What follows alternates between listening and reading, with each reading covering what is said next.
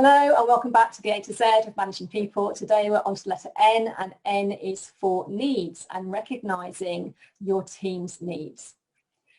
Now I could talk here about two different types of needs, the emotional needs and the physical needs. Because most of the rest of the videos are addressing emotional needs, I'm going to focus today just on physical needs. And there are 5 areas that I would like to cover. And quite often when people are underperforming, it's because one of these 5 areas is missing. So the first one is knowing exactly what is expected of them. Nobody likes to be kept in the dark, and they must be crystal clear about what their role is and your expectations. And I'm going to talk more about that in a later video. Number 2 is giving them the skills and the training they need in order to perform those tasks and the activities that you expect from them. Because if they don't know what to do or they're not confident to do it, then the chances are they're going to mess up.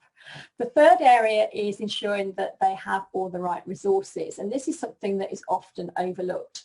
So have they got all the right tools and equipment which are of the right quality? They say a bad workman always blames his tools, but sometimes it is the tools that is the problem. So ensuring that equipment is maintained and that they have access to equipment and they don't have to wait for equipment if somebody else is using it.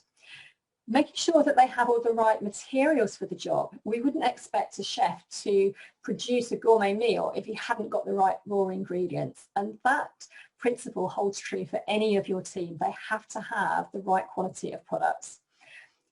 Giving them sufficient time to complete the tasks that you need them to the right standard. When people are really stretched and working flat out the whole time, it's very easy for them to cut corners, to make silly mistakes, or they reprioritize and spend far too long on unimportant tasks and miss out the more important ones at that expense. Fourthly, they need all the systems and processes in place and ones that are up to date. What you don't want to do is for your team to have to waste time reinventing the wheel every time they perform a task. So get a system in place and make sure that those systems are kept up to date and they are fit for purpose.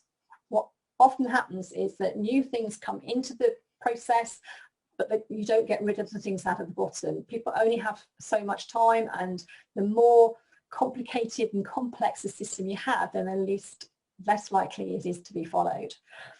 And within those systems is ensuring that there isn't too much red tape. And that brings us on to point number 5, which is about giving people the authority and empowering them to carry out the job that you've employed them to do, which we talked about under the letter E for empowerment.